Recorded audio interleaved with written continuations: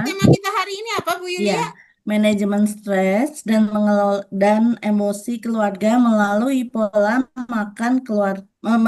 melalui pola makan yang baik. Maaf, Iya, manajemen stres betul. dan Ya, emosi ya. pengelolaan emosi ya, Bun ya. Ya, Tidak betul.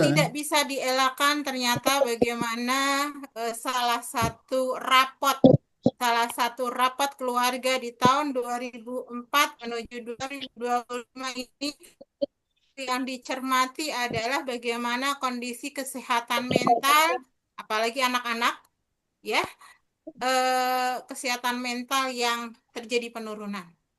Ya, kadang kita cuma bicara tentang oh itu lingkungan, itu stres dan sebagainya. Kira-kira ada nggak sih hubungannya berkaitan dengan makanan? Ya, makanya hari ini kita akan mengundang salah satu dari eh ini apa ahli gizi. Ya, tapi nanti kalau siapakah beliau nanti sepertinya beliau biar memperkenalkan diri sendiri ya. Nanti ada yang tahu narasumber kita siapa hari ini?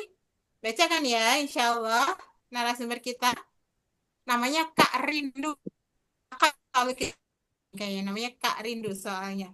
Ya. Baik, Ibu sekalian, Alhamdulillah telah bergabung bersama dengan kita 50 eh, peserta yang hadir dari berbagai tempat dari Jakarta, kemudian juga dari Kabupaten Bogor, dari Kota Bogor, dari Depok, kemudian juga dari daerah-daerah yang lain. Kami ucapkan selamat datang di acara Nutrition Talk 2025. Untuk keberkahan acara, kita akan berdoa sesuai dengan agama dan kepercayaan masing-masing.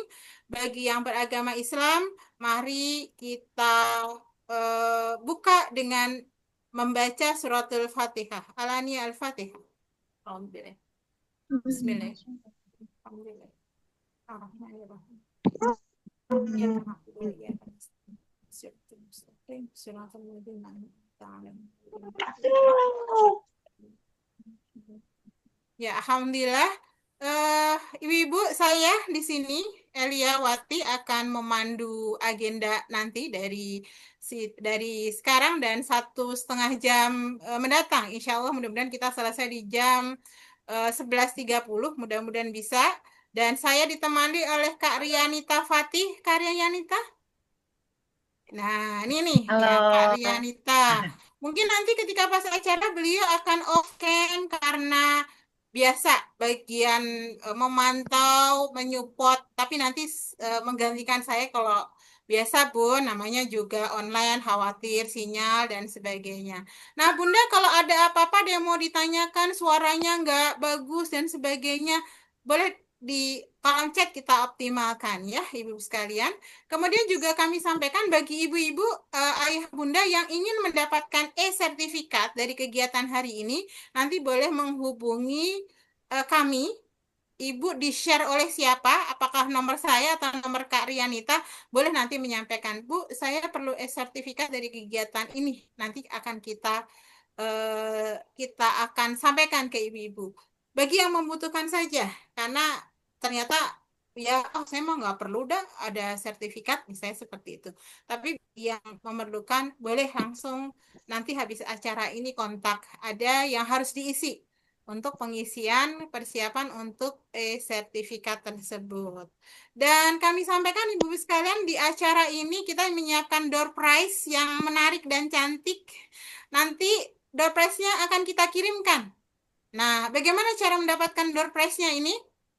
Jadi, ibu-ibu sekalian, tolong cermati aja hari ini kalau mau apa itu foto-foto. Boleh foto pakai begini dan sebagainya. Itu juga bisa dari sekarang.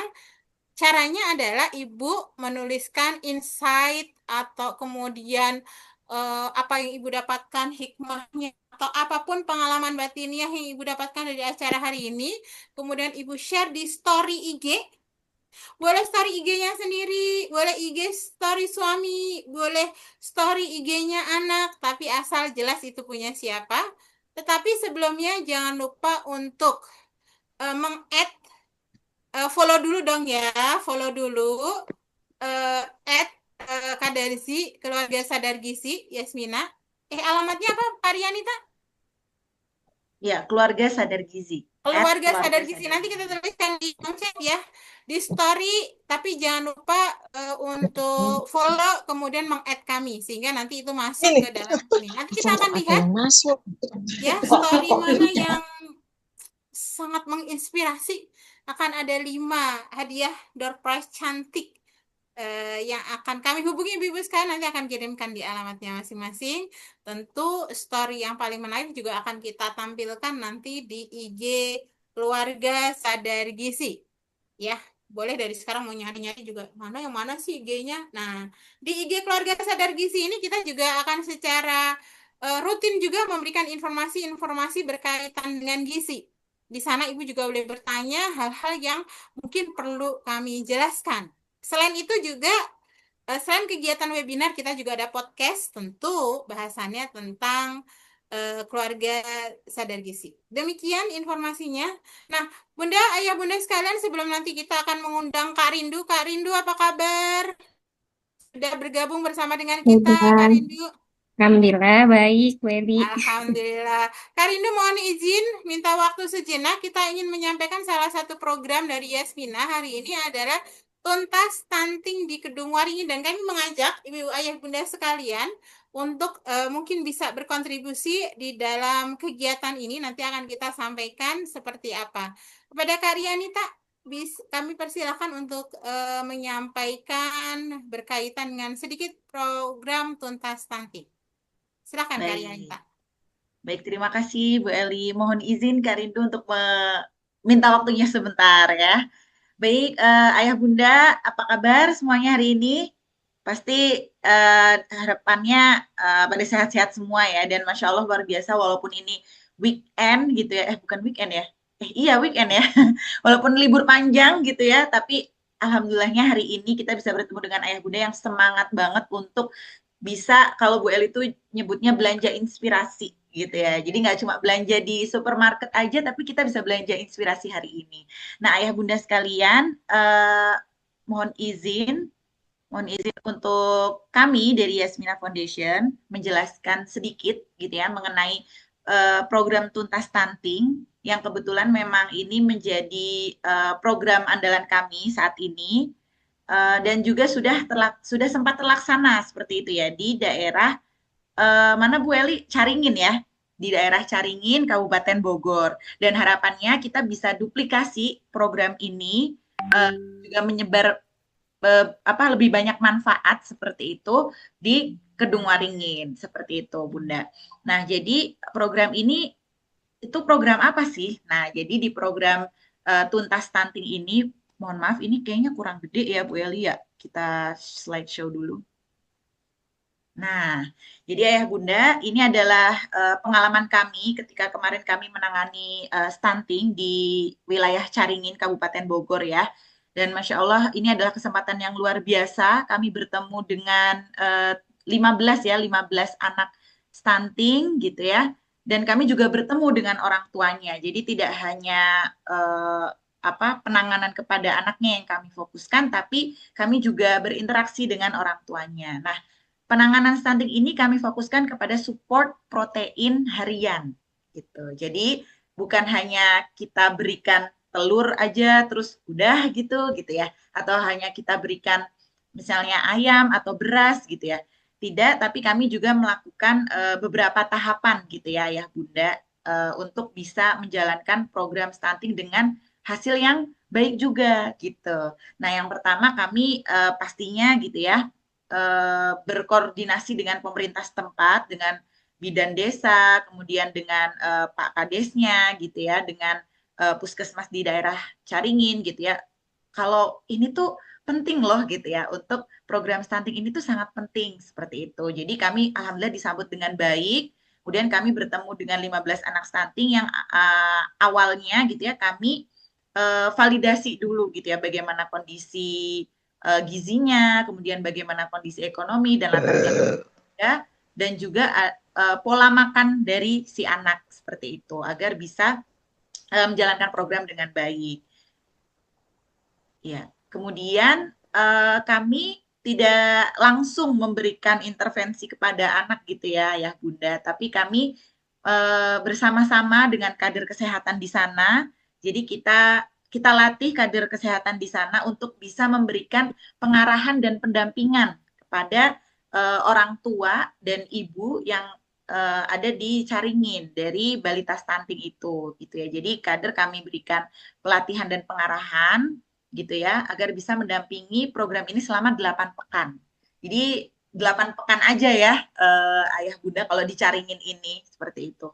Kemudian setiap harinya gitu ya kader akan menyiapkan protein gitu ya berupa ayam, ikan atau telur untuk 3 kali makan utama si anak gitu. Tapi untuk anak-anak yang tidak bisa dalam 1 kali habis, kami memang menyarankan untuk 5 kali makan gitu ya, 5 kali makan untuk anak-anak stunting dan itu dipantau harian ayah bunda, dipantau harian, dipantau ini ayam yang hari ini kami kasih, ikan yang atau telur yang hari ini kami kasih, kami berikan harus dimakan oleh anak yang stunting gitu ya. Kan kadang dikasih tapi yang makan telur bisa ayahnya, ibunya gitu ya. Jadi tidak tepat sasaran. Nah, kalau di program kami pastikan gitu ya dengan bantuan kader dan juga kader kesehatan yang mendampingi, kami pastikan agar anak bisa benar-benar mengkonsumsi proteinnya gitu. Karena penting sekali ya bunda protein untuk tumbuh kembang anak stunting seperti itu. Kemudian kader mencatat setiap hari ini habis berapa sendok, makannya apa saja. Jadi kita tahu oh ternyata si anak misalnya nanti di akhir program tidak naik berat badannya, oh ternyata masih banyak diberikan jajanan dari orang tuanya seperti itu. Nah kemudian kami juga memberikan parenting gitu kepada orang tua untuk bisa di rumah itu menyediakan makanan-makanan gitu ya, makanan-makanan yang bisa dimakan gitu ya, dimakan oleh anak-anak yang menderita stunting itu tadi gitu. Dan juga jangka panjangnya adalah memperbaiki pola makan keluarga seperti itu ayah bunda. Nah akhirnya selama 8 pekan kami evaluasi, Masya Allah luar biasa ya, dengan izin Allah dari 15 anak 80%-nya mengalami kenaikan berat badan ya alhamdulillah, itu rata-rata sekitar 500 gram. Itu sudah luar biasa sekali ya untuk 8 pekan. Dan juga ada beberapa anak yang tidak mengalami kenaikan berat badan karena memang fluktuatif ya bunda, naik turun gitu ya, ada yang sakit di tengah jalan terus mungkin sakit terus mengejar berat badannya itu lagi gitu ya, dari awal lagi seperti itu. Dan juga tinggi badannya kami evaluasi juga lumayan gitu ya, ada pertambahan rata-rata sekitar 1 cm, 0,5 sampai 1 cm. Nah, di sini kami mengajak ayah dan bunda sekalian untuk bisa bergabung bersama kami menjadi agen kebaikan gitu ya Bu Elia, kita sebutnya agen kebaikan untuk istilahnya untuk bisa berdonasi, kemudian juga menyebarkan ini gitu ya, menyebarkan informasi ini agar lebih banyak orang yang ikut berkontribusi untuk bisa melakukan penanganan stunting di Kedung Waringin. Jadi kita fokuskan ke daerah Kedung Waringin karena memang di situ Yasmina ada ya, adanya kantornya itu di Kedung Waringin. Jadi kita merasa bertanggung jawab juga dengan kondisi stunting yang ternyata lumayan tinggi juga gitu ya di Kedung Waringin ayah bunda. Nah ini tadi ya ayah bunda untuk support protein selama 10 pekan. Nah kalau di Kedung Waringin kita akan lakukan selama 10 pekan dan ini kebutuhannya gitu ya, ada support untuk support protein harian, reward kader pendamping sama support kelas parenting untuk orang tua itu untuk 1 anak. Nah, jadi ayah bunda halaman ini bisa di screenshot gitu ya, atau mungkin di foto gitu. Nanti mungkin ayah bunda yang ingin berkontribusi juga, ingin ikut gitu ya bersama-sama untuk menuntaskan stunting di daerah Kedung Waringin, bisa berdonasi ke sini. Nah, kalau misalnya ada teman gitu ya, ada teman yang juga menurut ayah bunda itu juga bisa ikut berkontribusi, nanti bisa di screenshot halaman ini, kemudian bisa sebarluaskan kepada teman-teman ayah bunda atau rekan-rekan ayah bunda sekalian seperti itu. Semoga apa yang diberikan mungkin nggak harus tadi ya bunda, nggak harus 1 juta, nggak harus 600.000, nggak harus berapa puluh juta tadi kan ada itunya ya RAB-nya, nggak harus seperti itu. 1.000, 2.000 itu juga sudah bisa gitu ya membantu anak-anak yang ada di Kedung Waringin. Seperti itu Ayah Bunda. Baik, mungkin itu saja Bu Eli, ada tambahan? Cukup, Kak Rianita. Terima kasih. Semoga Iya. kita menjadi orang-orang yang bisa berkontribusi. Oh iya, Bu. Jika Ibu atau komunitas Ibu punya program sedekah subuh dan ingin mengarahkan program sedekah subuhnya ke program tuntas stunting, ini juga bisa. Kami juga sudah ada di link Kita Bisa untuk bisa juga diakses di sana. Nanti kita akan mohon izin, semoga ibu-ibu berkenan kami menyampaikan informasi berkaitan dengan tuntas stunting Kedung Waringin melalui WA ibu-ibu masing-masing. Baik, terima kasih Kak Rianita, Sama-sama dan Bu Eli. mari kita siapkan diri kita, hati kita, pikiran kita yang kompornya masih nyala, yang mejanya belum ditutup, khawatir tadi barusan masak ikan, ya. Kita benar-benarin dulu, kita fokus untuk belanja inspirasi dengan Karindu. Karindu, boleh di-share screen biodata ini dia, Kak Karisma Rindu Inayatullah, ya. Jadi beliau ini rumahnya di Ciamas, Blok F10, tetanggaan ya, kita mah nggak jauh-jauh amat. Beliau co-founder Nutri Healthcare dan juga Impact Officer Gerakan Binar Komunitas Ibu dan Anak.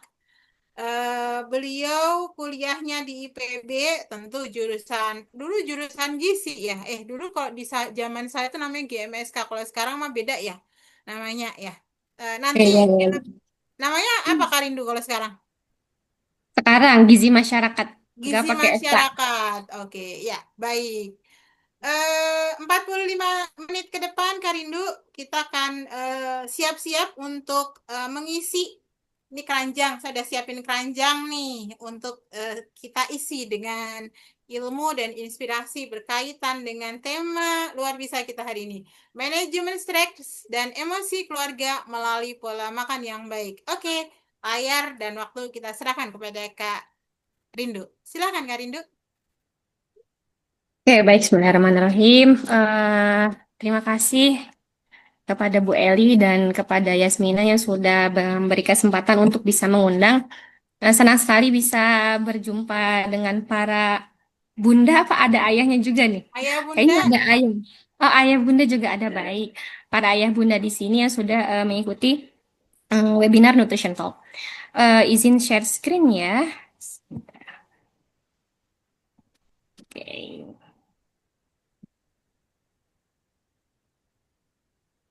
Oke, udah terlihat ya?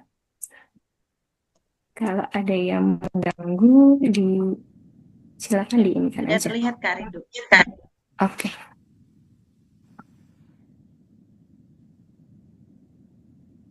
Terus apa? Oke. Bismillahirrahmanirrahim. Judul kita kali ini adalah manajemen stres dan emosi keluarga melalui pola makan yang baik atau yang sehat Karindu, ya. sebentar kita cek suara Karindu dulu boleh ya? Oke, boleh. Oke, Kedengeran ibu-ibu suara tidak? Karindu aman? Aman. Kakak. Aman. Aman. Oke, nanti kalau ada masukan-masukan untuk suara Kak Rindu atau tampilan boleh ditulis di chat ya Bu ya, supaya kita terus bisa belanja inspirasi dengan nyaman. Terima kasih Kak Rindu, silakan dilanjut. Oke, baik. Ini sudah ya. Jadi kalau saya dari Nutri Healthcare ya, lembaga edukasi gizi, masih baru rintisan, mungkin belum sebesar Yasmina. Tapi kita fokusnya ke anak sekolah. Memang kegiatannya selain edukasi ke anak-anak juga ada screening gizi, dan ada kids corner. Jadi anak-anak diajak main, tapi kan mainnya di situ juga ada edukasi ke orang tua. Dan ini sudah dilakukan ke beberapa sekolah di Kota Bogor ya. Kalau yang di Jakarta baru sekali waktu itu diundang di kegiatan orang tua. Saya masih muda mungkin ya, dibandingkan dengan para bunda di sini yang mungkin sudah senior. Anak saya baru usia 5 tahun yang paling besar, dan yang kedua usia mau 2 tahun. Dan posisi saya di sini semoga bukan mengguru ya, tapi lebih kepada membagikan yang saya tahu dan siapa tahu bisa menjadi bahan diskusi dan jadi masukan juga buat saya. Maksudnya ada feedback juga buat saya dari diskusi yang nanti berjalan ketika sesinya. Oke, sebelum kita mulai untuk menyimak materi, saya mau check in dulu nih. Boleh dituliskan di kolom chat mood apa yang sedang Bunda rasakan pada pagi hari ini. Berdasarkan tehnya ya. Misalnya kalau lagi butuh tidur berarti tehnya lavender nih, ada tulisannya ya. Lavender. Terus misalnya kalau lagi agak apa namanya capek, itu mungkin ada green tea. Boleh bunda-bunda yang mungkin sedang menyimak di kolom chat dituliskan ya. Coba saya tunggu 1 menit. Oke, ada yang udah masuk nih. Siapa ya? Bentar.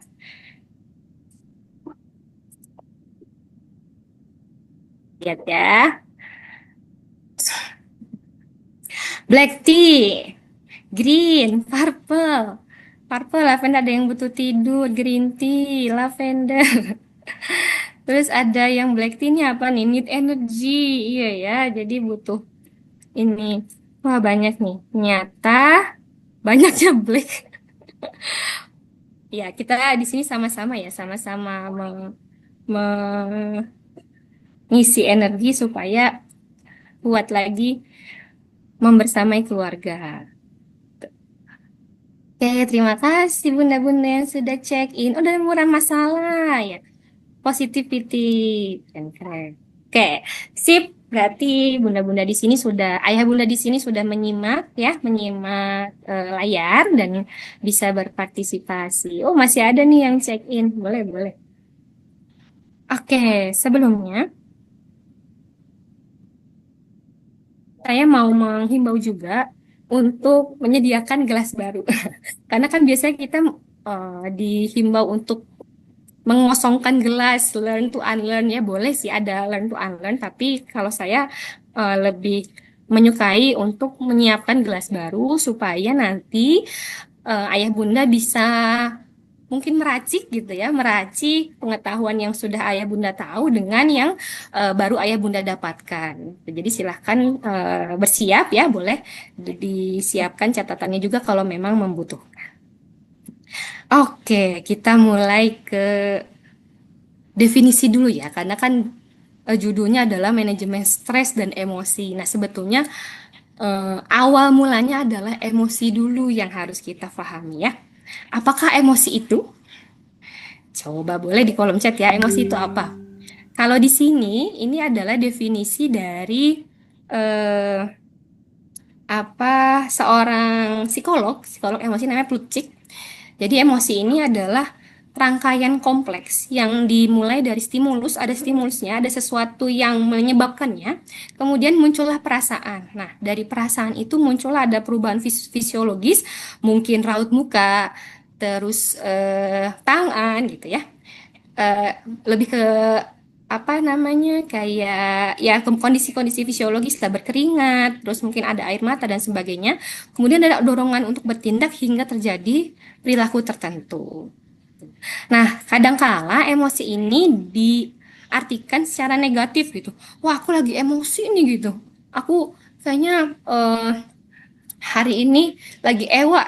Kalau anak muda zaman saya nih disebutnya ewa, emosi jiwa gitu ya.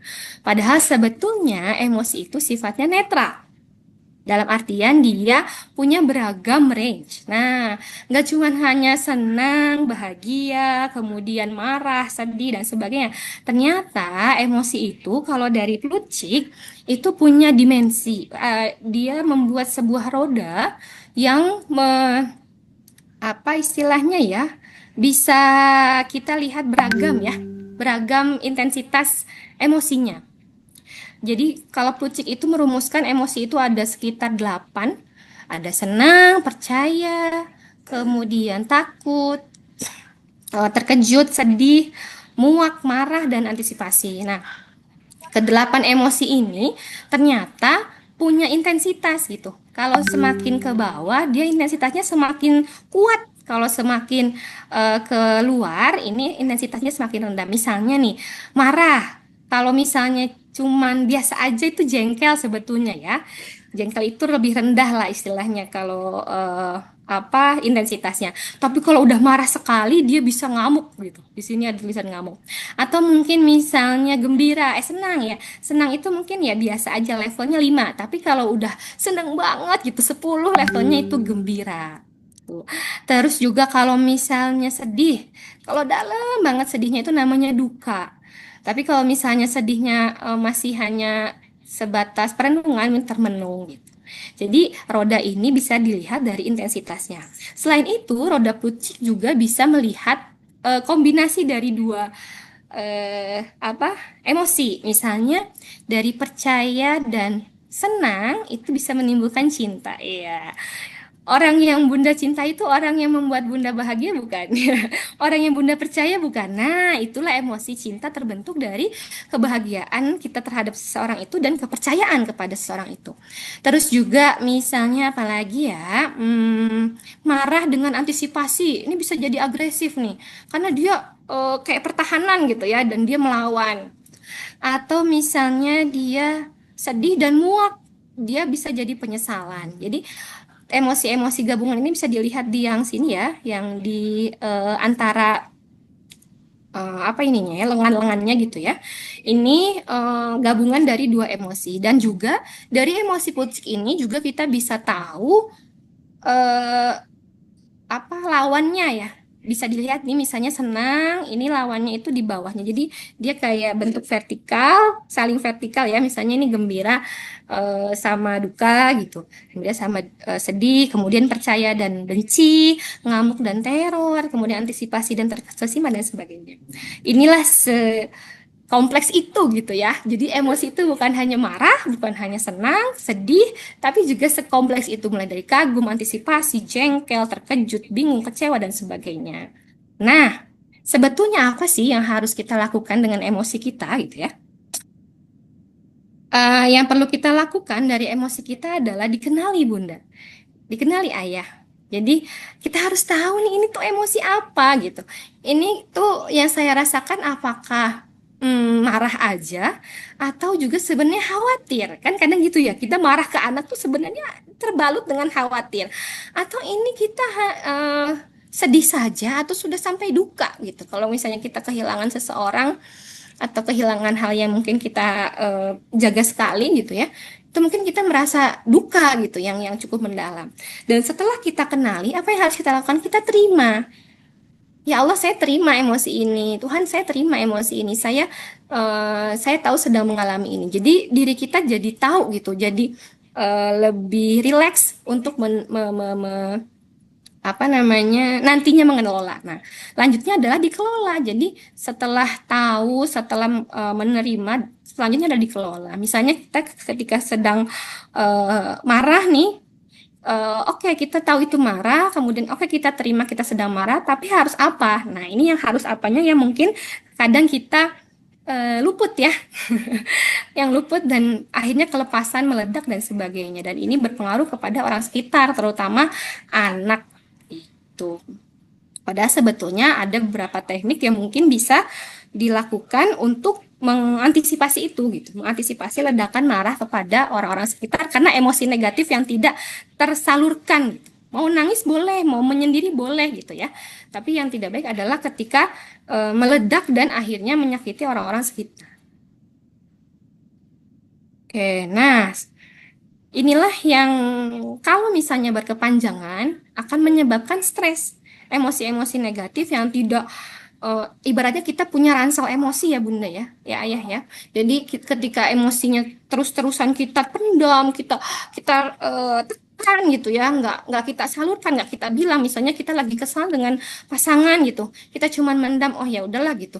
Tapi belum selesai sebetulnya kalau pasangan melakukan hal itu lagi, kita jadi ada lagi gitu emosi itu gitu. Padahal sebetulnya bisa disampaikan misalnya secara asertif, Ayah atau Bunda tidak suka dengan hal yang tadi dilakukan dan sebagainya. Nah, Kalau misalnya dipendam emosi-emosi negatif ini, maka inilah yang akan menyebabkan stres, gitu ya. Jadi stres itu next step gitu dari kumpulan atau kumulasi emosi yang negatif. Nah, sebetulnya kalau kita bedah, stres itu dia lebih kepada respon alami sebetulnya ya. Kondisi khawatir karena ada sesuatu yang mungkin sulit atau mungkin sesuatu yang tidak sesuai harapan atau yang mengancam. Nah, ibaratnya ya kita bertahan hidup gitu ya. Kita tetap perlu stres gitu karena dengan itu kita bisa punya survival, punya daya bertahan dan jadi lebih waspada. Dan ini tidak bisa dihindari oleh siapapun gitu karena setiap orang pasti mengalami stres. Yang berbeda adalah bagaimana cara meresponnya. Ya. Jadi ketika stres itu setiap orang pasti ada dan mungkin derajatnya beda-beda, tapi yang paling penting adalah bagaimana cara meresponnya karena itu berpengaruh pada kualitas hidup. Gitu. Ibaratnya kalau dulu Bunda sama Ayah pernah mendengarkan cerita mungkin ya ada seseorang yang memegang garam, terus juga dia air ya, bukan garam, air yang berisi garam, terus-terusan dipegang gitu dia sampai capek gitu ya. Padahal sebetulnya dia bisa punya pilihan. Dia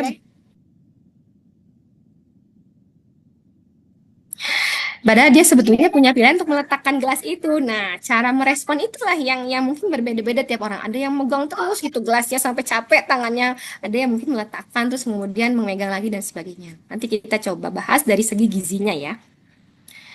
Oke, nah sebetulnya apa yang terjadi pada tubuh kita ketika stres itu? Oke. Kita bisa lihat ya di sini Bunda. Ada satu teori dari Sally namanya, saya nggak tahu nih cara pengucapannya gimana, tapi yang jelas beliau adalah dokter ahli endokrin atau hormon ya, hormon atau apa ya, cairan-cairan tubuh endokrin. Nah, jadi ketika stres itu ada 3 fase yang akan kita, bukannya akan kita sih, maksudnya ada 3 fase yang kalau stresnya berkepanjangan akan terjadi pada tubuh kita gitu ya. Tapi kalau stresnya di stop, itu bisa di stop juga prosesnya. Nah, yang pertama itu alarm, fase alarm. Fase alarm ini bisa dilihat di sini ya. Ada sumber stresnya. Kemudian nanti sumber stres ini akan mengaktifkan amigdala dan nanti ada sistem yang hormon yang mengeluarkan adrenalin. Nah, adrenalin ini yang nanti membuat semua organ-organ gitu ya jadi merespon stres itu. Misalnya dengan menaikkan detak jantung, kemudian menaikkan tekanan darah, otot menjadi tegang, terus dia pikirannya lebih fokus atau perasaannya lebih khawatir dan sebagainya. Itu semua akibat hormon ini gitu ya. Hormon namanya adrenalin. Ada juga dia termasuk hormon katekolamin ya. Jadi ada adrenalin dan noradrenalin ini yang bereaksi cepat gitu ya ketika fase alarm. Dan ini di sini ya, stres resistennya kita masih low ya kalau alarm ini. Nah, tapi nanti berjalannya waktu itu akan dikeluarkan hormon kortisol. Mungkin bunda-bunda lebih mengenal ya hormon kortisol gitu ya, karena memang si kortisol ini dia akan membuat tubuh lebih siap untuk bertarung mungkin ya, karena dia akan menyediakan energi untuk tubuh itu, kemudian dia akan menahan kita untuk istilahnya apa ya, untuk berkemih ya, kemudian kita jadi lebih waspada dan susah tidur gitu. Terus juga dia ya mungkin kita lebih sensitif dan sebagainya. Nah, di sini tubuh itu mulai stress resistennya mulai tinggi gitu ya. Tapi kalau misalnya dalam prosesnya tidak di stop, ini akan membuat exhaustion atau kecapean atau kelelahan dari tubuh ini gitu. Saya beberapa kali bertemu dengan penyintas kesehatan mental, mereka itu hmm, apa punya daya alert, daya sadar gitu ya, tinggi banget, dan dia memikirkan sesuatu itu terus sampai tidak bisa tidur, susah makan, terus juga tidak mau bersosialisasi dan sebagainya. Itu karena hormon ada ketidakseimbangan hormon ini gitu ya. Kortisolnya terlalu tinggi dan akhirnya tidak ada yang menyetop itu, otaknya alert terus, otaknya sadar terus, otaknya mode khawatir terus, mode waspada terus, dan ngaruh ke organ tubuh yang lain. Lebih kalau misalnya tidur tuh tiba-tiba lelah aja gitu, tapi nggak beraturan waktunya. Terus juga kadang merasa kebas. Nah, ini ada kata-kata 6 ya, merasa kebas, kepalanya panas, atau misalnya tangannya nggak bisa merasakan, kakinya juga nggak bisa merasakan, harus dipijit-pijit dan sebagainya. Itu tanda-tanda tubuhnya sudah exhaustion, tanda-tanda hormonnya sudah mulai tidak seimbang.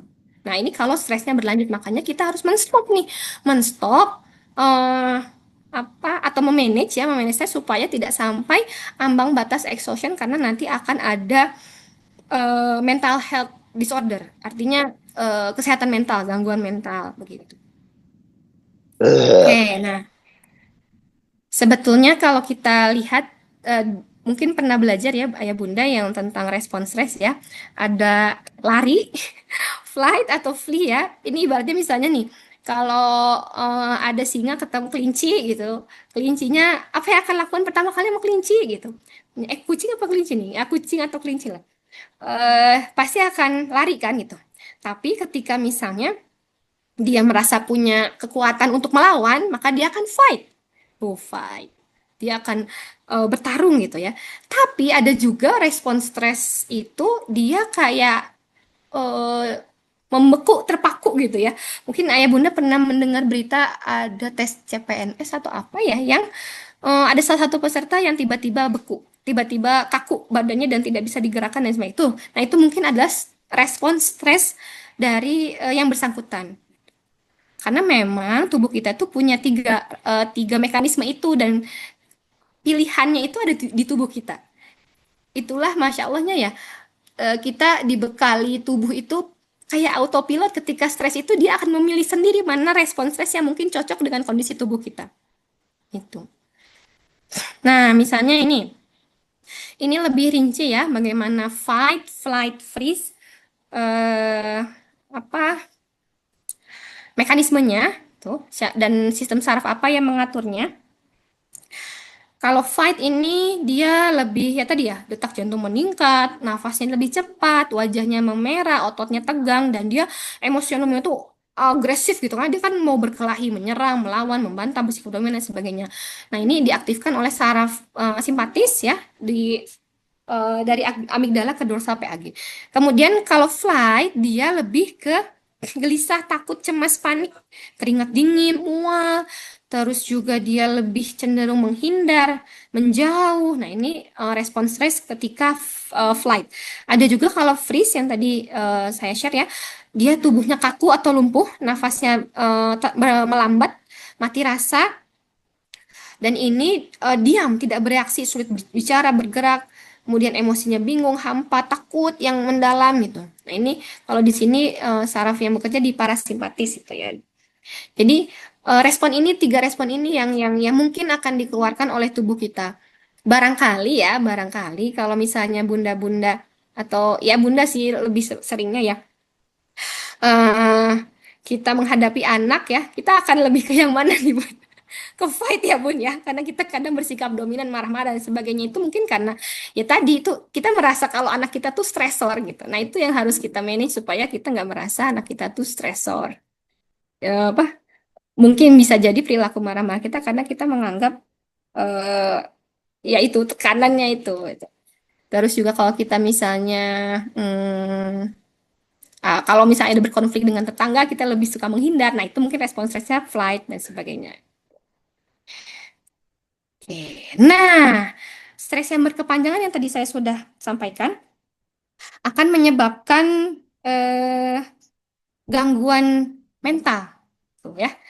Karena tadi ada ketidakseimbangan hormon, kemudian juga mempengaruhi organ-organ, mempengaruhi saraf sampai akhirnya kebas.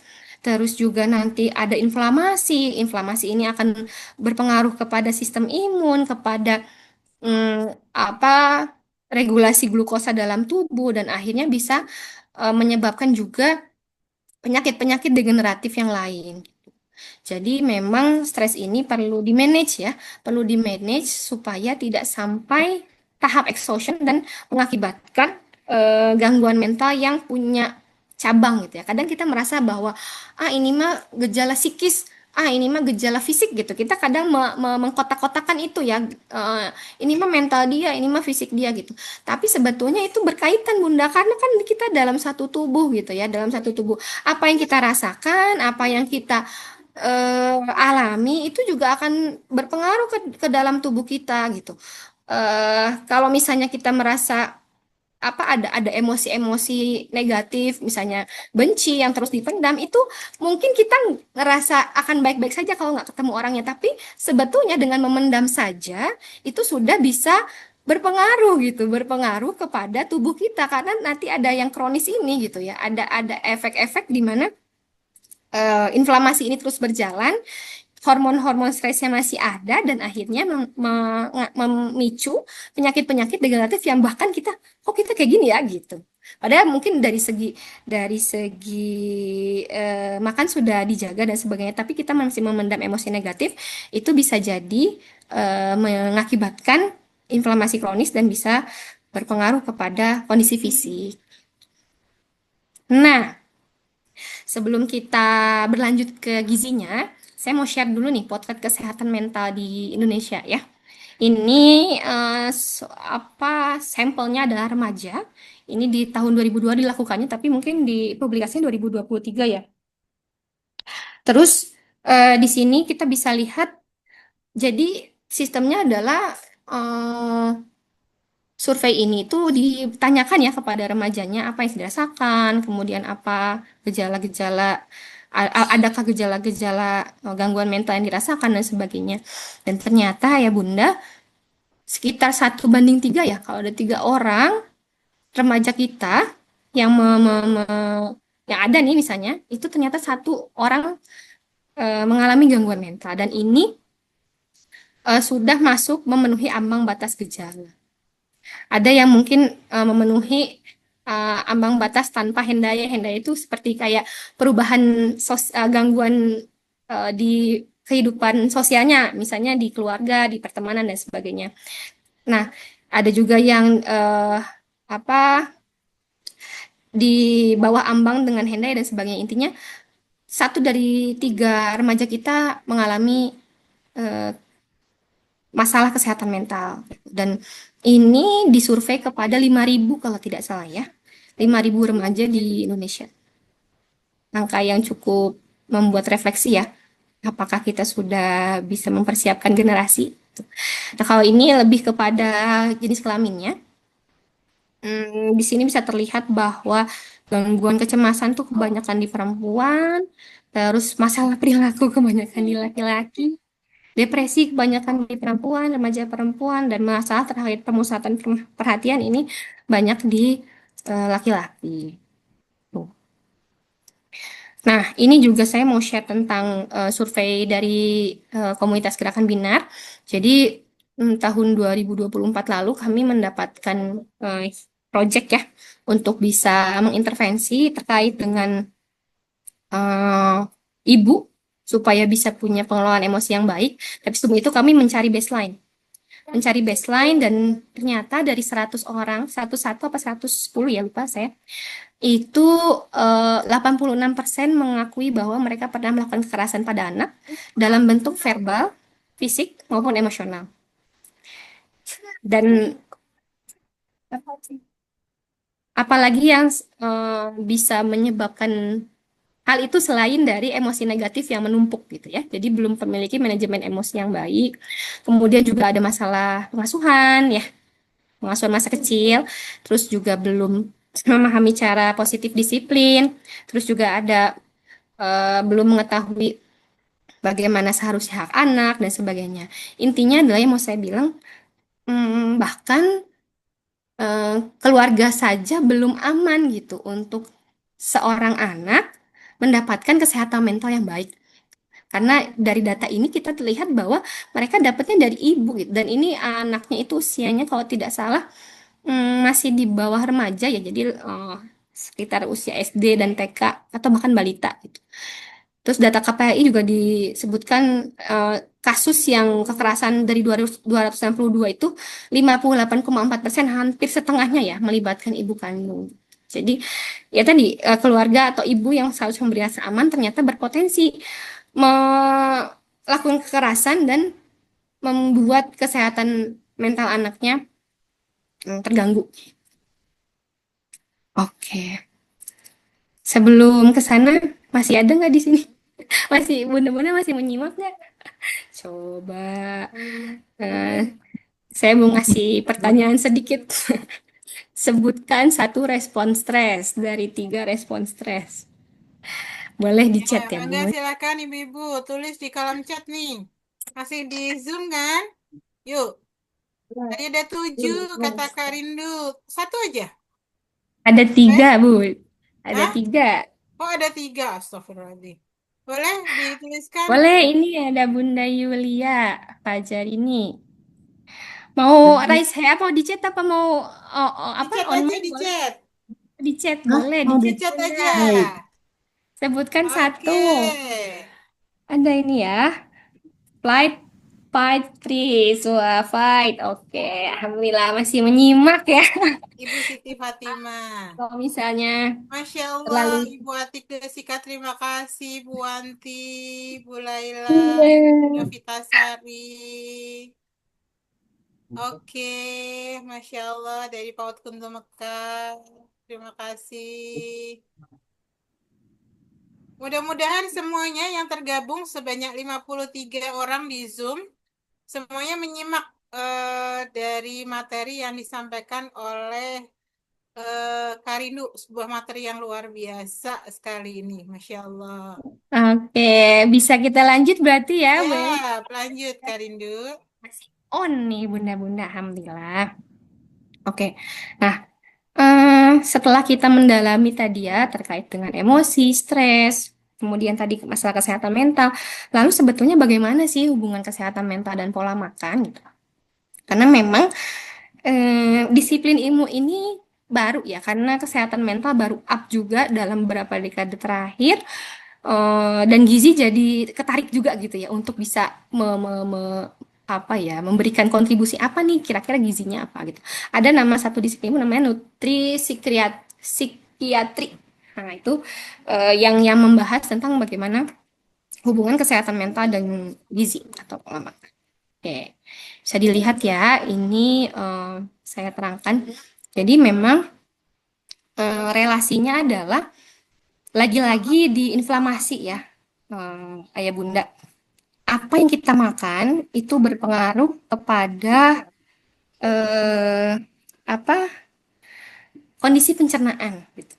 Di dalam tubuh kita, di dalam pencernaan kita itu ada makhluk-makhluk kecil, mikroorganisme kecil, yang namanya mikro ya, mikroorganisme yang disebut dengan mikrobiota usus yang dia punya peran yang sangat tinggi, yang sangat penting gitu ya untuk kesehatan tubuh kita secara keseluruhan.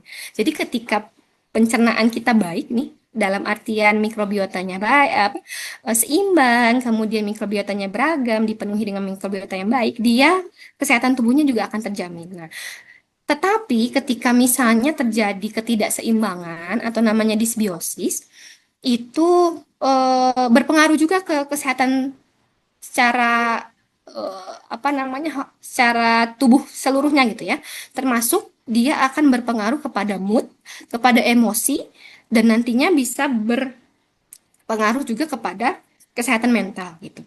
Nah, mengapa bisa seperti itu? Karena ternyata bisa dilihat di sini ya, mikrobiota usus itu mengeluarkan senyawa-senyawa penting seperti serotonin, terus ada GABA, terus ada asam lemak rantai pendek yang mempengaruhi fungsi otak dan suasana hati. Jadi ketidakseimbangan ini akan berpengaruh kepada produksi-produksi senyawa-senyawa ini gitu.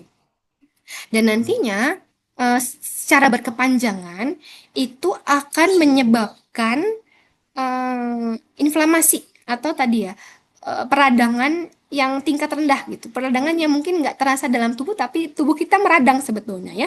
Dan juga mengganggu eh, apa istilahnya keseimbangan di otak gitu ya. Gangguan sawar usus dan otak, terus juga ada stres oksidatif yang ada terbentuk radikal-radikal bebas gitu. Nah, ketika misalnya radikal bebas ini sudah banyak terbentuk ya reaktif oksigen spesies ini akan memperburuk inflamasi, kemudian dalam kondisi kronis berdampak pada eh, kesehatan sel dan juga akan memicu penyakit metabolik degeneratif, misalnya hipertensi, kemudian juga eh, diabetes tipe 2, terus juga bisa penyakit jantung dan sebagainya. Jadi ketika tadi ya pencernaan kita tidak terjaga, kemudian ada stresor ya di luar pencernaan loh ya. Di luar pencernaan ada stresor, ada itu masalah, itu inflamasi makin-makin tuh, makin makin menggulung, makin makin banyak lah. Dan eh, hadirnya yang tadi ya reaktif oksigen spesies ini ya, reaktif spesies ini akan berdampak pada kesehatan sel-sel tubuh gitu. Dan kalau nggak dijaga, ini bisa menimbulkan di sini disfungsi mitokondria. Kalau ayah bunda pernah belajar, mitokondria itu kan untuk menghasilkan oksigen ya. Kalau udah terlalu banyak, dia akan disfungsi dan akhirnya dia kelelahan gitu. Makanya kenapa orang-orang yang mungkin punya gangguan mental itu bisa jadi tingkat kelelahannya tinggi. Maksudnya dia mudah lelah gitu. Mudah lelah karena memang secara selular gitu ya, mitokondrianya sudah disfungsi gitu. Nah, hal lain juga nanti dia akan berpengaruh kepada pembentukan saraf. Dalam artian saraf itu kan ada yang ada di otak kita tuh saraf tuh nggak diem aja gitu ya. Dia dibentuk, dia eh, bahkan ada yang dihilangkan mungkin ya karena memang perlu dihilangkan. Nah, ketika misalnya ini terganggu, kemudian eh, pencernaan kita tuh sudah tidak diasup dengan makanan yang baik, maka dia akan lemah gitu ya. Padahal sebetulnya pembentukan saraf, pelemahan saraf gitu, intinya plastisitas lah, intinya membentuk atau merombak sistem saraf itu memang kerjanya otak karena itu untuk pertama kemampuan adaptasi, kemudian yang kedua perkembangan anak gitu. Saya pernah ikut seminar gitu ya, makanya kenapa kalau membentak anak gitu ya, itu kadangkala bisa membuat saraf-sarafnya jadi tidak berkembang baik karena ya memang ini gitu. Dia eh, sensitif gitu. Menimbulkan bentakan itu menimbulkan stres dan ketika udah stres tuh ada gangguan dalam plastisitas atau pembentukan atau perombakan jalur saraf gitu. Makanya dijaga sekali ya ayah bunda untuk kita dan anak-anak kita gitu supaya tidak stres berkepanjangan. Kita lanjut. Oke, apa yang bisa kita lakukan gitu ya untuk menghindari hal-hal itu, untuk menghindari yang tadi ya, adanya inflamasi yang bisa menyebabkan disfungsi mitokondria, terus juga bisa menyebabkan eh, pembentukan otaknya tidak sempurna atau ya tadi tidak ketidakseimbangan ya, plastisitas otak. Nah, yang pertama yang mau saya sampaikan adalah menjaga circadian rhythm. Circadian rhythm itu apa? Dia adalah jam biologis yang fungsinya penting sekali untuk siklus tubuh. Bangun tidur, ya maksudnya bangun dan tidur, kemudian hormon, lapar, terus juga metabolisme, mood, gitu. Dan ini, Masya Allah ya, memang Allah itu menciptakan siang untuk bekerja, malam untuk beristirahat. Karena memang si circadian rhythm ini dikendalikan oleh pusat yang di otak untuk merespon sinyal dari lingkungan. Dia paparan cahaya di matahari pagi hari itu bisa menimbul ya tadi mengaktifkan eh, sensitivitas dari pusat pengatur sirkadian ritme di otak ini. Makanya kenapa kalau ada penyintas kesehatan mental itu disuruh berjemur sama psikiaternya. Ini saya tahu karena saya pengalaman di orang terdekat saya dan memang salah satu yang disarankan oleh dokternya ketika itu adalah untuk berjemur. Berjemur, kemudian ya tadi ya melakukan aktivitas yang biasa karena memang ketika kita sudah apa ya terganggu gitu ya, terganggu circadian rhythm-nya ini, hormon-hormon juga akan berubah. Bisa dilihat di sini ada melatonin ya. Jadi melatonin itu adalah hormon untuk kita rileks, untuk kita bisa tidur. Dan ini meningkat ketika malam hari. Makanya kenapa secara alamiah kita itu ngantuk jam 9, jam 10, atau jam 8 juga mungkin ya ada ya. Dan juga ketika pagi hari itu kita udah segar. Kenapa? Karena kortisolnya ini udah ini. Jadi kortisol itu sebenarnya nggak jelek ya ayah bunda. Kortisol itu apa memang dibutuhkan buat kita lebih berenergi gitu. Emang fungsinya untuk menghasilkan energi si hormon ini tuh. Nah, kortisol ini pagi hari ini tinggi gitu ya. Makanya kenapa kita lagi fit banget di jam 10 nih. Ini waktu kita ngezoom ini pas karena kita lagi ada di puncak kesadaran gitu ya jam 10.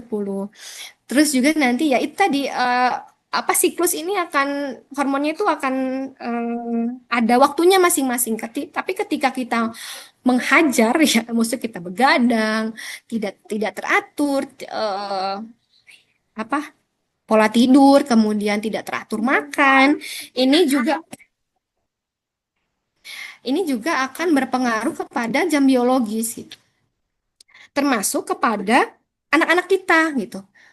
Mungkin kalau bunda-bunda di sini yang saya nggak tahu masih relate apa enggak, masih merasakan apa enggak, tapi untuk anak-anak usia dini mereka belajar sekali untuk circadian rhythm ini, terutama dalam waktu jam lapar dan ya jam makan mereka dan jam tidur.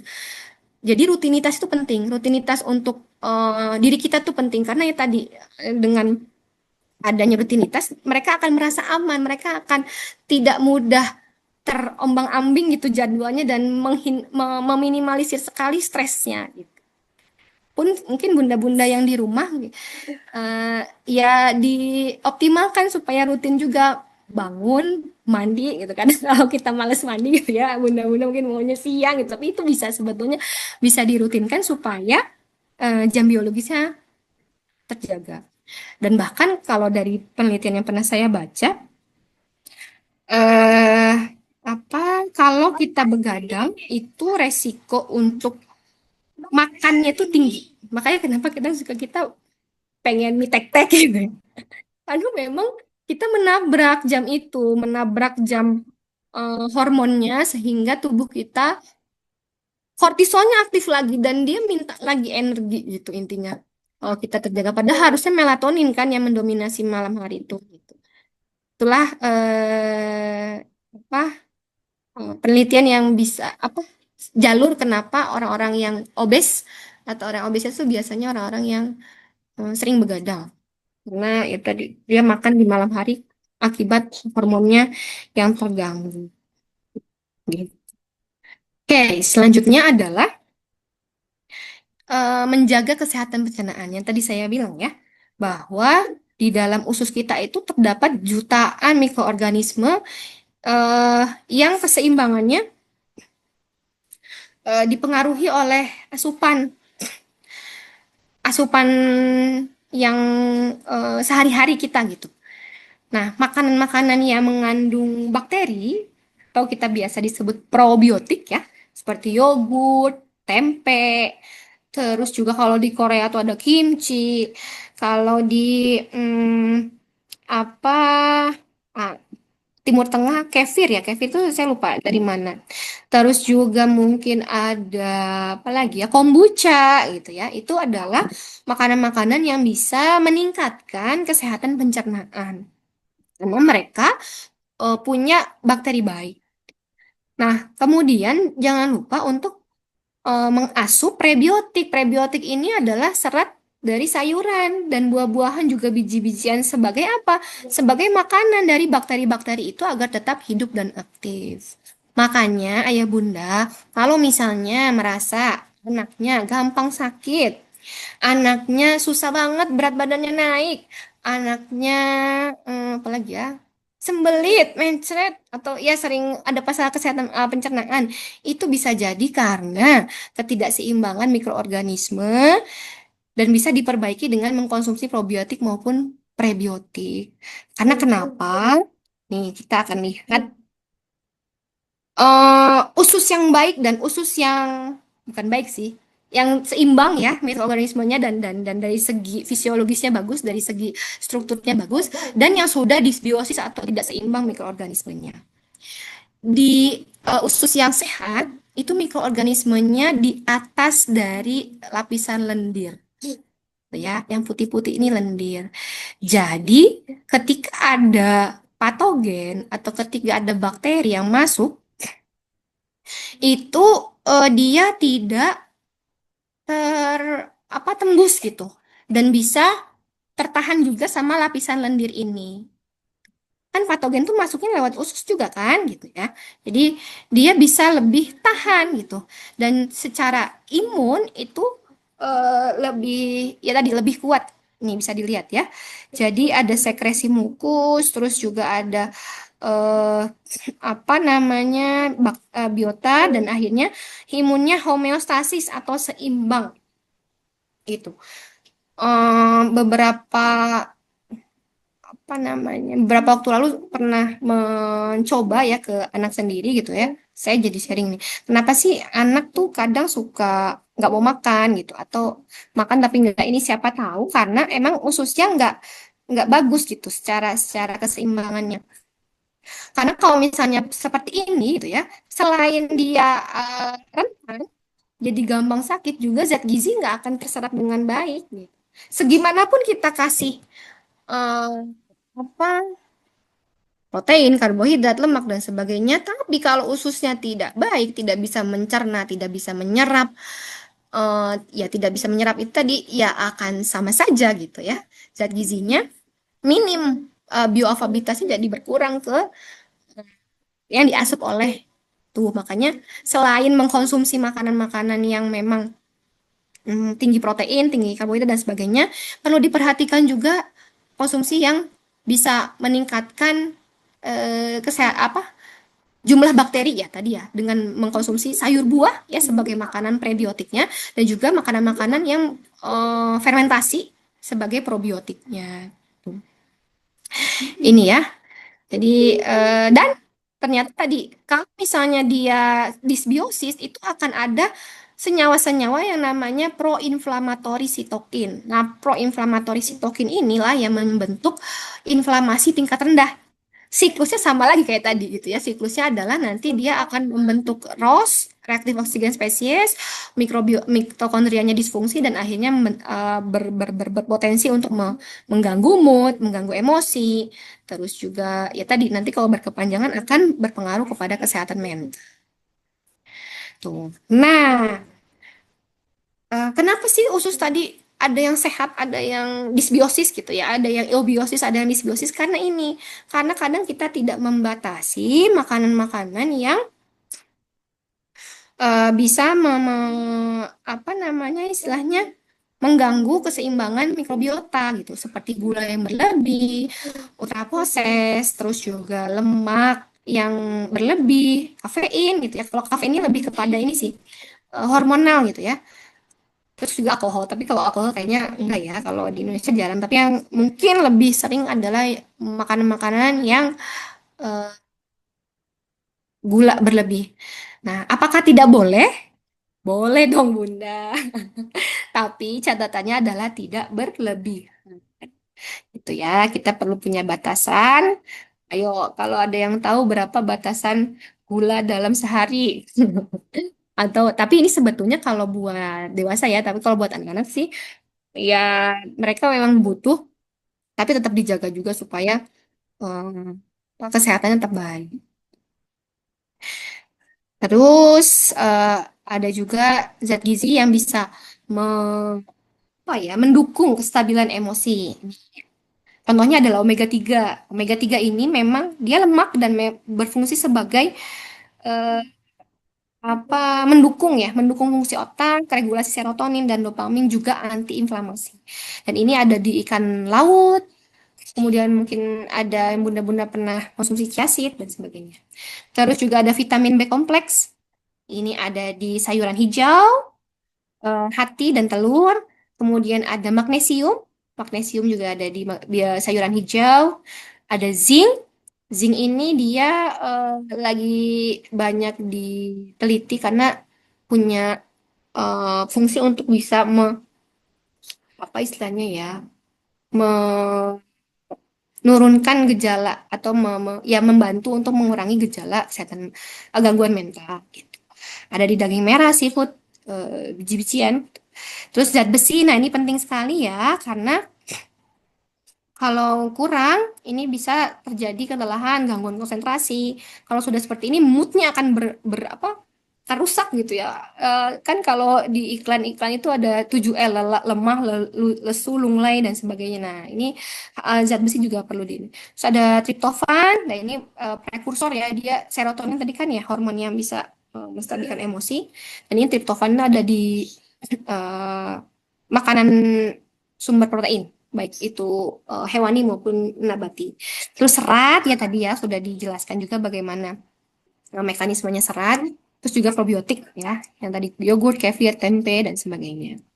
Tuh. Nah, ada satu diet yang memang cukup banyak diteliti untuk bisa menjaga eh apa? Menjaga, bukan menjaga sih, dia bisa mencegah dan juga bisa membantu gitu ya, membantu intervensi supaya tidak memburuk lah istilahnya gitu. Nah, namanya dietnya Mediterranean diet. Jadi Mediterranean diet itu ibaratnya kalau tidak salah baca ya, dia diet yang eh, orang-orang yang tinggal di Mediterania itu kayak pantai mungkin ya. Jadi dia base-nya adalah legum, kacang-kacangan, sayur buah, terus juga minim daging merah gitu. Nah, bisa dilihat di sini ya, limit amount of fatty meats. Jadi eh, apa makanan-makanan daging yang berlemak itu dibatasi, kemudian lebih ke kacang-kacangan, terus juga ke biji-bijian kasar, terus ada sayur buah, terus kalau proteinnya dia lebih kepada ikan-ikanan. Tapi di sini nggak ada ya, ikan-ikanan gitu. Jadi ini bisa memberikan eh, apa inflamasi ya, memberikan dampak antiinflamasi. Karena ya tadi makanan-makanan berwarna dari sayur buah itu punya antioksidan banyak, penting untuk bisa menjaga kesehatan pencernaan. Terus juga tadi yang ikan-ikanan itu banyak omega 3 yang bisa tadi ya membantu fungsi otak dan sebagainya. Itu. Oke, nah coba berapa porsi nih dalam sehari harusnya kita makan sayur buah? Apakah kita sudah memenuhinya? Ya, jadi porsi sayur buah itu 5 ya, 5 porsi sehari, dibaginya 3 kali sayur, 2 kali buah. Kadang kita itu eh apa terjebak pada porsi, karena porsi sesendok 2 sendok itu kayak udah makan sayur gitu. Padahal kalau secara ini 100 gram itu segini. Ini waktu itu kita Nutri Healthcare mengadakan Kids Corner dan anak-anak suruh nimbang sayur-sayuran. Ini nimbang coba 100 gram itu segimana supaya mereka tahu gitu ya satu porsi sayur buah itu segimana, dan ternyata segini ya ayah bunda. Jadi kalau misalnya kalau makan sayuran hijau itu memang harus agak banyak karena mereka kan serat yang lebih apa namanya ringan gitu ya. Jadi dia harus agak banyak supaya mencapai satu porsi. Tapi kalau untuk yang wortel atau labu atau brokoli gitu ya, itu mungkin bisa lebih ini. Nah, ini buahnya seperti ini ya, kalau misalnya 100 gram itu. Jadi disarankan sekali buat ayah bunda untuk memperbesar konsumsi sayur. Kalau misalnya untuk mungkin apa yang tadi ini kan kesehatan pencernaan dan eh, sebagai prebiotiknya.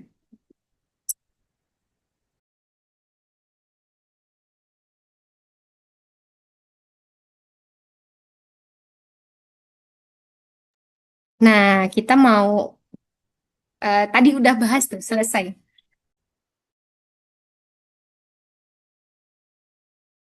Bentar ya.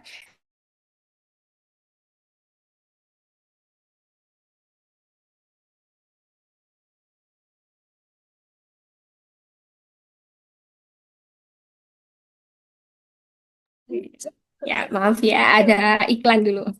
Oke, jadi tadi kita sudah bahas secara biologis ya, pola makan atau gizi dari sudut pandang tubuh biologis, eh, secara ya bagaimana harusnya tubuh kita diasup gitu ya. Tapi sebetulnya makan itu tidak hanya dari perspektif biologis gitu. Makan itu juga bisa dari perspektif sosiologis, lebih dari sekedar makan. Kenapa?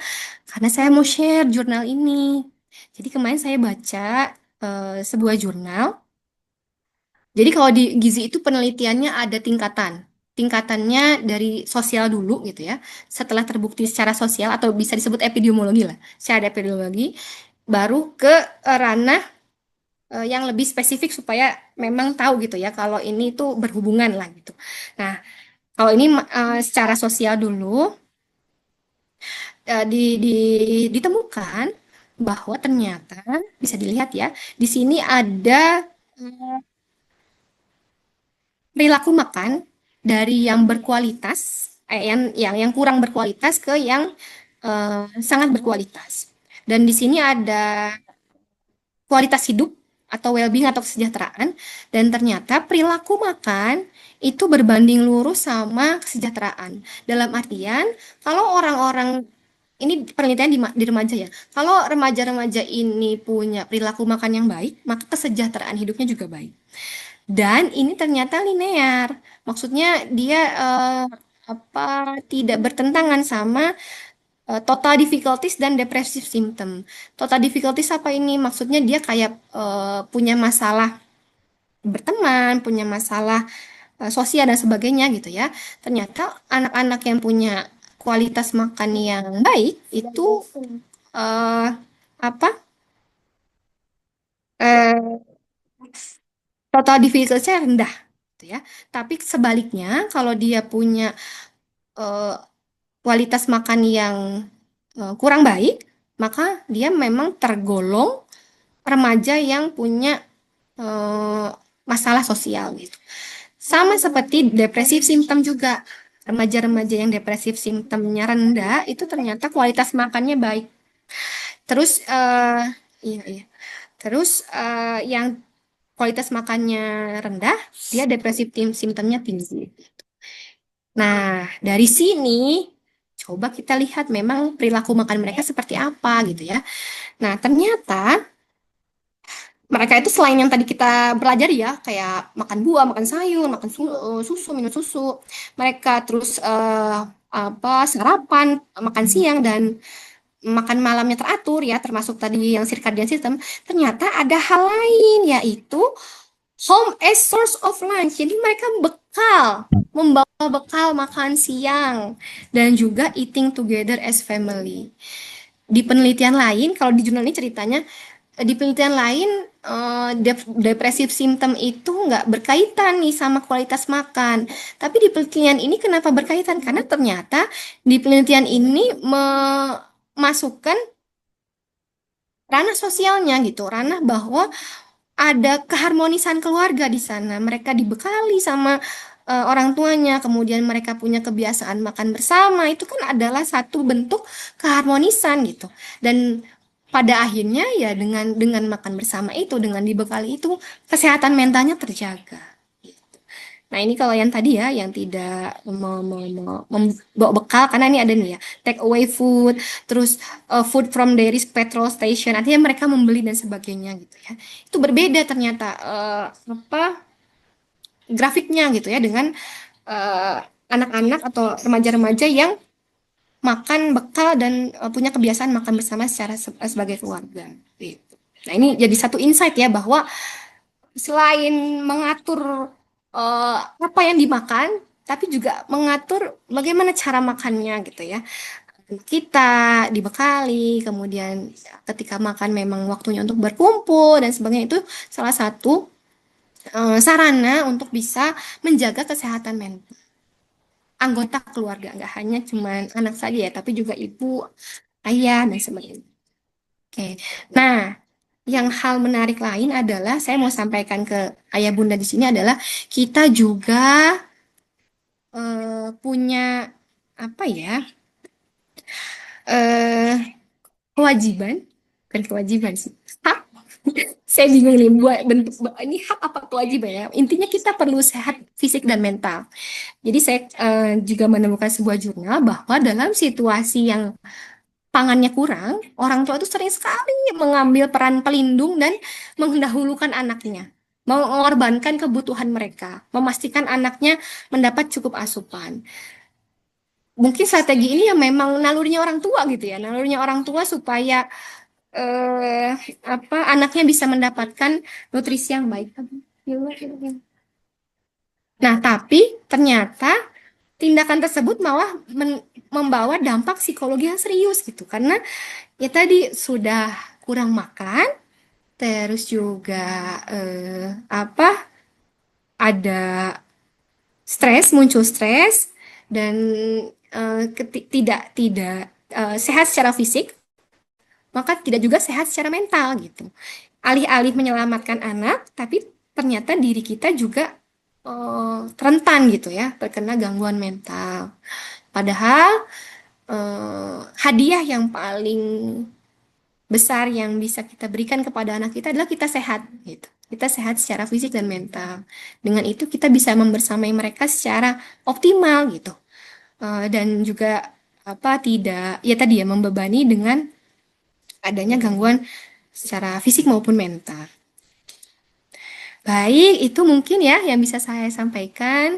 Ininya saya berharap pada Bunda di sini supaya keluarga ini hadir sebagai fondasi untuk membentuk kebiasaan makan yang baik gitu ya.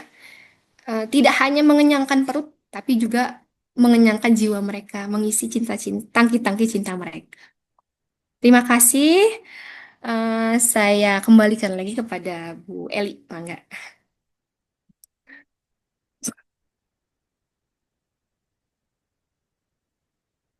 Bu Eli masih di mute kayaknya ya. Ya, Masya Allah, Kak Rindu. Ih, materinya saya sampai, Masya Allah, ini harusnya semua ibu-ibu mengikuti acara ini, mengikuti materi ini. Benar nggak ibu-ibu? Sepakat nggak? Ya, bahkan saya tuh sampai kepikiran loh, ini harusnya bukan hanya ibu-ibu. Bapak-bapak harus ikut, anak-anak harus ikut. Karena ternyata makan bareng di keluarga gitu ya. Termasuk bawa bekal ketika lunch, makan siang tuh berpengaruh ternyata, ya Allah gitu. Benar nggak ini tadi tuh saya dalam hati sampai ya Allah ini gimana ya supaya semua ibu-ibu itu bisa mendengarkan materi ini bahkan keluarga. Saya sampai duh ya Allah ini bagus banget materi. Terima kasih Kak Rindu luar biasa materinya. Insya Allah bagi saya ini benar-benar membuka ilmu baru, membuka inspirasi luar biasa ya. Ternyata tadi ya katanya makan tidak sekedar makan ya. Masya Allah benar ya Allah. Selama ini kita makan ya udahlah makan gitu. Yang penting makan, yang penting kenyang. Ternyata nggak begitu. Ya Allah. Masya Allah. Saya yakin banget banyak pertanyaan yang akan ibu-ibu sampaikan, ibu-ibu tanyakan. Mumpung Kak Rindu masih di sini. Tapi oh ya, informasi saja Ibu, tenang kalau ada teman-temannya yang hari ini kelewat ya atau menantunya yang aduh harusnya menantu aku tahu nih begitu ya. Kita akan share ini nanti di YouTube ya. Tunggu tanggal mainnya. Kita akan share juga di sana. Kita juga akan share juga nanti di IG walaupun itu nanti kita potong-potong sesuai dengan tema. Pokoknya jangan lupa di follow IG, Instagram Keluarga Sadar Gizi dan juga pantengin ya nanti di YouTube Yasmina Foundation. Nanti kita akan juga share karena aduh sayang banget kita kalau ada yang kelewat materi ini. Dan Karindu ternyata banyak banget yang udah nanya. Ya, ini Bu Ya, Dwi Enda udah raise hand. Gimana ini, Kak? Mungkin kita akan raise hand satu dulu, kemudian kita akan pindah ke chat gitu. Boleh, Karindu begitu ya? boleh Bu Eli. Oke, baik. Sebentar saya nanya dulu. Bu Dwi Enda ini raise hand mau bertanya kah? Kalau iya, boleh open kamera, kemudian bisa bertanya langsung ke Karindu. Bagi ibu-ibu yang lain, boleh nanya di kolom chat. Kepencet Ayo, Bunda, maaf tanya apa tidak aja. bertanya. Kenapa Bu Dwi Enda? Kepencet tidak bertanya. Oh, oke, kepencet. Baik, siap Bu Enda, siap. Oke, baik kalau gitu Karindu, kita kalau gitu masuk di pertanyaan kolom chat ya, Karindu ya. Ini ada yang sama kayak saya. Ini jadi saya merasa terwakili. Saat stres saya ngopi, makan coklat. Kalau saya kebetulan nggak terlalu suka coklat, tapi suka kopi. Itu tepat atau tidak?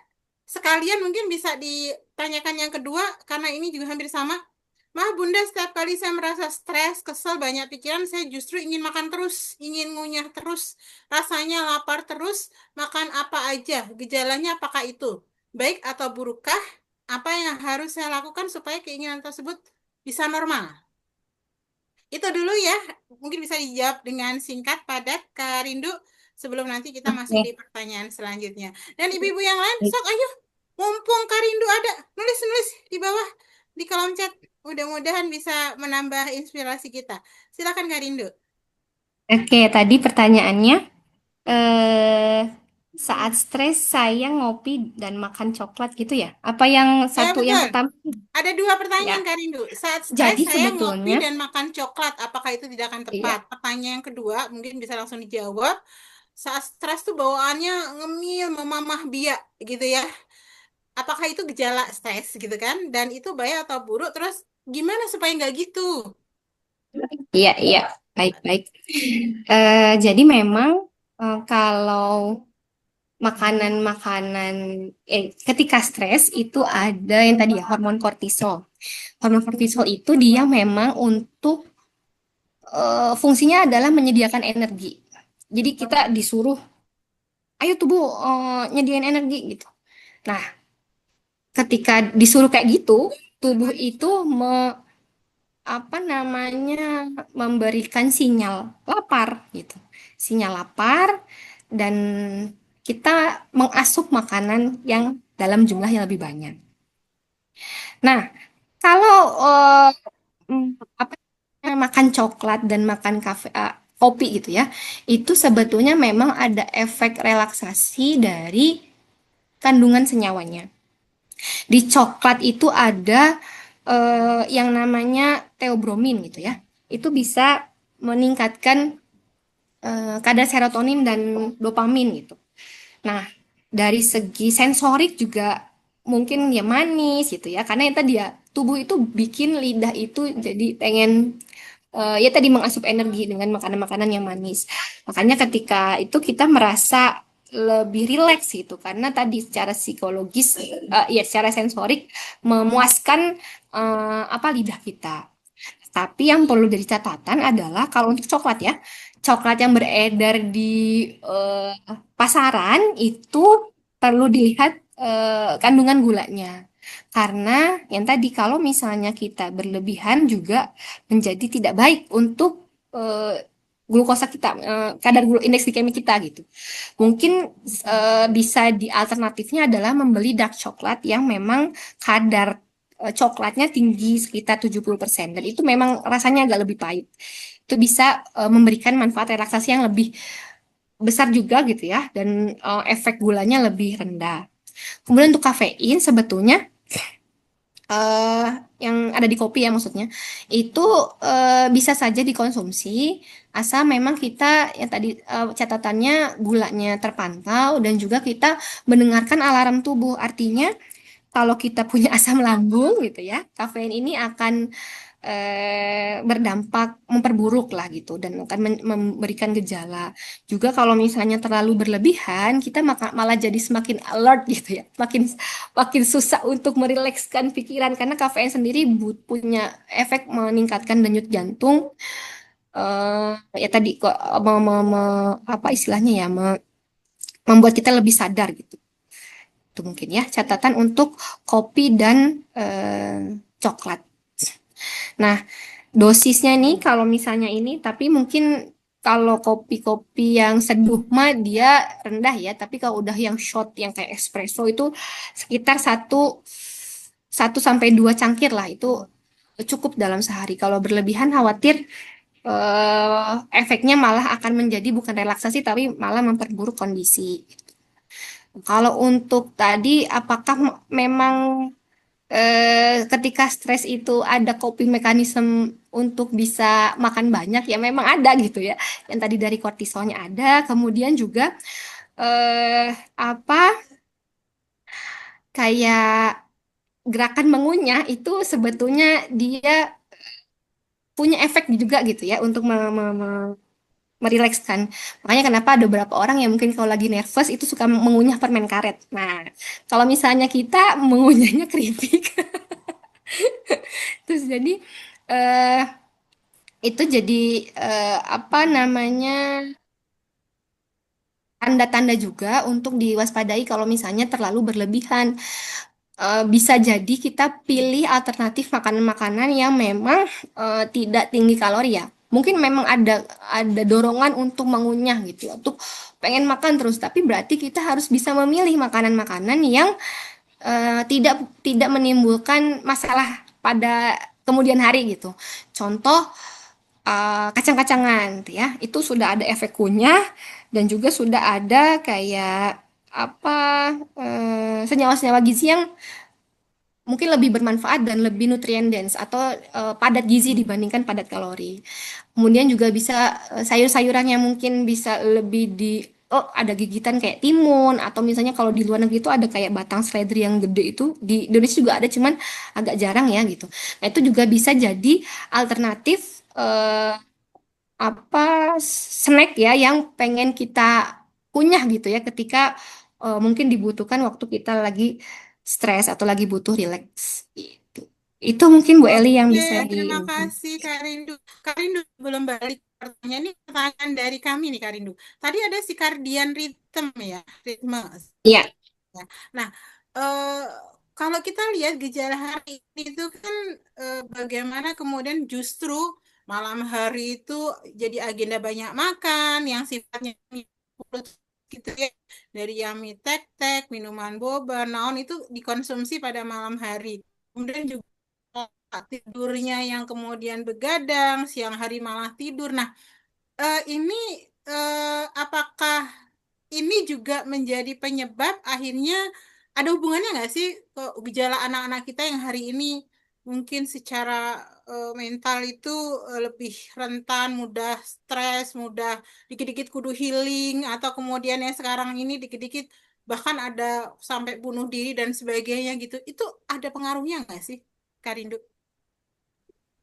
iya.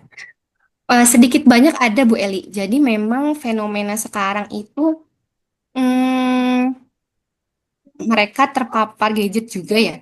Dan gadget itu sampai mungkin hampir 24 jam di tangan mereka, bahkan ketika tidur gitu ya. Jadi mental load-nya penuh gitu.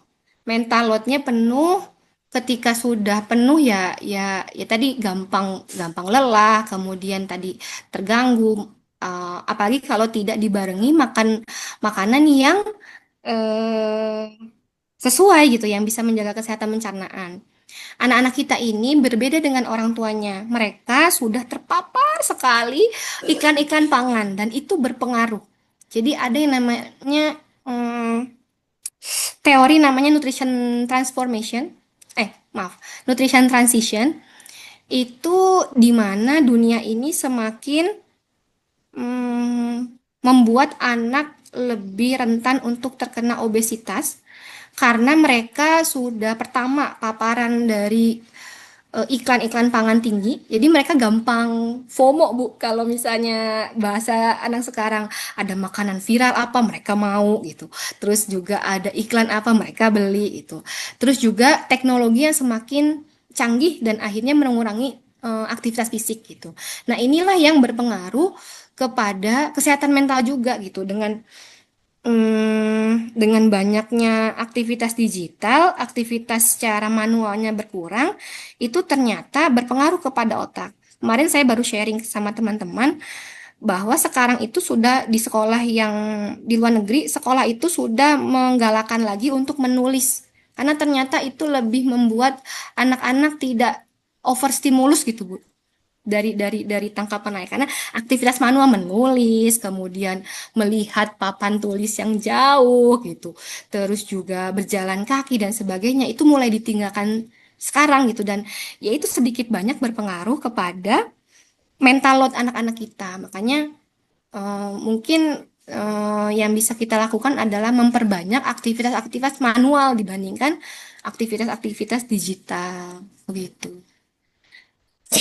Oke, terima kasih Kak Rindu. Ya Allah, Masya Allah, semoga ini orang tua juga harus kita sebarkan ini melalui ibu-ibu semua yang ada di sini.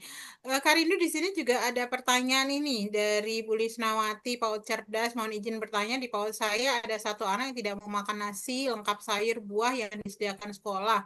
Anak itu hanya mau makan bekal yang dibawa dari rumah, tapi beliau agak terkendala untuk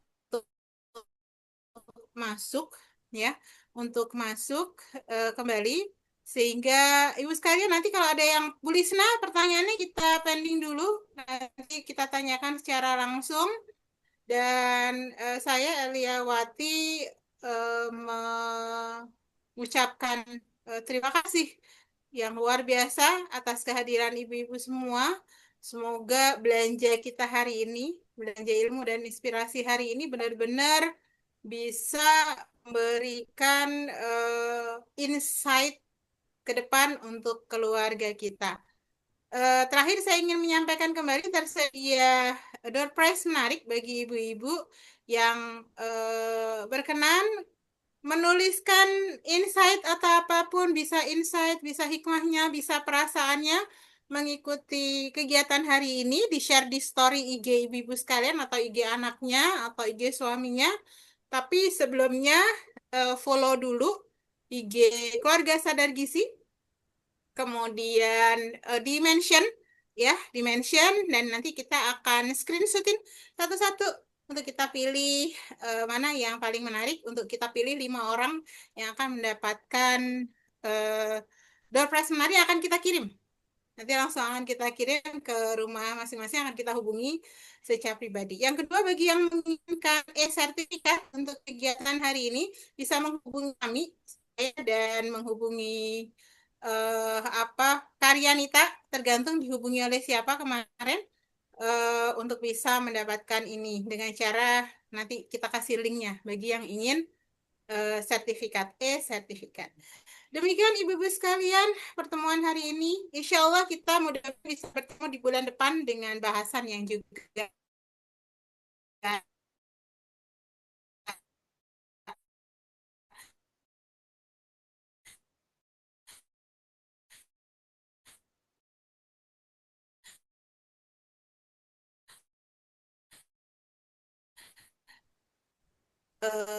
menarik.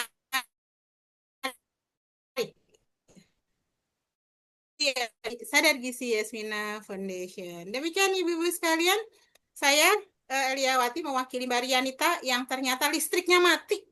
Jadi langsung kelempar, kemudian karena deketan mereka satu jalur, Bu siapa? Karindo juga listriknya mati, jadi nggak bisa balik. Saya aja yang listriknya alhamdulillah nyala menemani ibu-ibu sekalian. Baik, kita tutup pertemuan kita dengan membaca hamdalah. Alhamdulillahirabbil alamin, dan doa penutup majelis, subhanaka Allahumma wa bihamdika asyhadu an la ilaha illa anta astaghfiruka wa atubu ilaik. Bagi yang ingin slide-nya hubungi Japri ya. Oke, Assalamualaikum.